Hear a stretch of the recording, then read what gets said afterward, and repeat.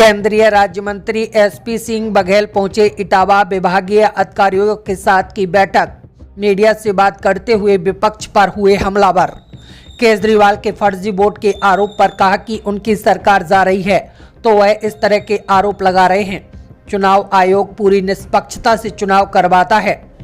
UP Milkipur seat पर उपचुनाव semifinal नहीं बल्कि हाल ही में हुए 9 सीटों पर उपचुनाव, उसको सेमीफाइनल माने।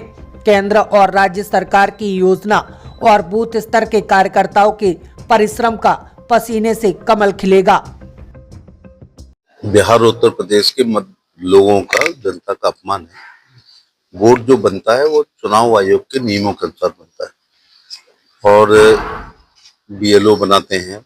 उसके ऊपर जिला निर्वाचन अधिकारी होता है, उसके नीचे भी एक सहायक होता है। फिर क्या होता है कि एक सूची जारी की जाती है। किसी को कंप्लेंट हो तो कई फार्म होते हैं, एक वोट बनाने का होता है, एक वोट कटवाने का भी होता है।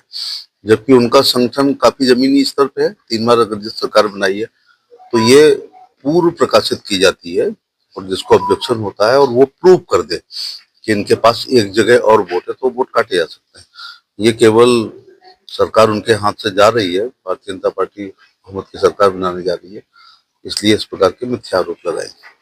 सर, अखिलेश जी मिल्कीपुर उपचुनाव को लेकर कह रहे हैं अगर ईमानदारी से चुनाव हुआ तो समाजवादी पार्टी जीतेगी।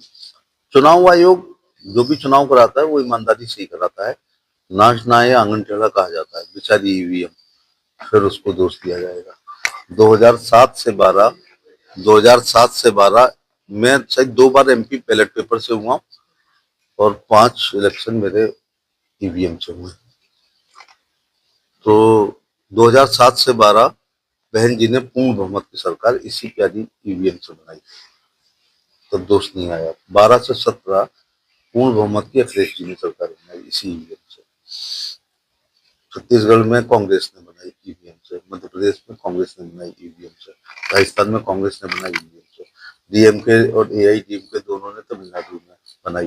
अभी कर्नाटक में सिद्धरमैया साहब की ईवीएम से, आम आदमी पार्टी की 2 सूबों में सरकार ईवीएम से। लेकिन जब मीठा मीठा गप गप कर लेते हैं, कड़ुआ कड़ुआ थू थू करते हैं, तो बेचारी ईवीएम तो बाद में उसी को दोष दिया जाता है। एक चुनाव से आप सेमीफाइनल मान रहे हैं तो नहीं है। ये अभी जो 9 चुनाव हुए थे फिर उसको सेमीफाइनल मानो, और 9 में 7 विधानसभाओं पर भारतीय जनता पार्टी बड़े मार्जिन के साथ जीती है, जिसमें कुंदर की जैसी सीट परंपरागत जो समाजवादी पार्टी को होती थी उसको जीत लिया। तो मिल्कीपुर से को सेमीफाइनल नहीं मानना चाहिए। जनता की नब्ज क्या है, आने वाली फिल्म का ट्रेलर क्या है, ये अभी जो गत माह जो 9 उपचुनाव हुए हैं उसको फिर माने। आपको क्या लगता है मिल्कीपुर में आपकी पार्टी का क्या परफॉर्मेंस? निश्चित तौर से केंद्र सरकार की कल्याणकारी योजनाएं, राज्य की योजनाएं और राज्य सरकार का लॉ एंड ऑर्डर और बूथ अध्यक्ष से लेकर राष्ट्रीय अध्यक्ष ने परिश्रम की पराकाष्ठा जो की है, उससे पसीना निकला है, उससे कमल खिलेगा। मैसेज केवल ये देना चाह रही है कि तुष्टीकरण की राजनीति में ये रिपोर्ट लीपापोती की गई है तो देखा जाएगा। जो लोग नास्तिक हैं या जिन लोगों की भारत की सभ्यता, संस्कृति, धर्म, आध्यात्म, गीता, पुराण, महाभारत, उपनिषद ऋचाएं, भारत के साहित्यिक, सामाजिक, धार्मिक और आध्यात्मिक रीत रिवाजों में विश्वास नहीं है, वो कह सकते हैं इस प्रकार की बातें।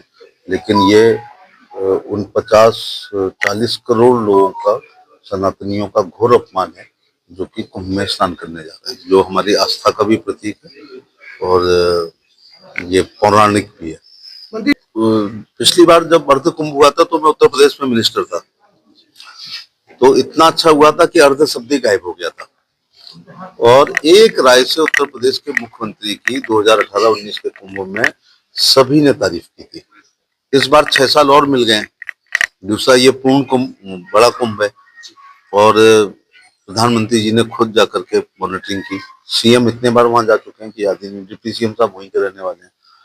तो ये विश्व के लोगों को रिसर्च के लिए हमारे यहाँ आना चाहिए कि आखिर भारत में सनातन की जड़ें कितनी मजबूत हैं। हालांकि इस पे गोरी ने, खिलजी ने, तुगलक ने, लोधी ने, मुगलों ने, हूणों ने, यवनों ने, ईसाइयों ने बहुत हमले किए, लेकिन हमारी बिरादरी जो होती है ना, बिरादरी मीन्स राजनीतिक लोगों ने तो लाल बत्ती ले ली होगी अकबर औरंगजेब की, लेकिन ये जो शंकराचार्य, प्राचार्य, आचार्य, संत लोग थे, ये कमंडल लेके जंगलों में चले गए और हमारा सनातन सुरक्षित है। और किसी को देखना है कि बिना हिंसा के 50 करोड़ लोग कैसे करते हैं। और दूसरी बात है, बाकी जगह पूजा अर्चना मूर्ति होती है, यहाँ केवल आस्था की एक डुबकी लगानी है। तो 40 करोड़ का लगभग पहुंचेंगे। मैं आपसे निवेदन करना चाहूंगा कि आप 15-20 पत्रकार जो हैं आप भी जाएं, तो 40 करोड़ से ऊपर संख्या पहुंचे। आपको केवल जाना है, बाकी इंतजाम योगी जी पे छोड़ दो। योगी जी ने बात तो यह है कि वो पिकनिक स्पॉट नहीं है कि वहां जाया जाए। जिनकी भारत की सभ्यता, संस्कृति, धर्म, अध्यात्म, खास तौर से सनातन और ईश्वर में विश्वास है, वही जाएं।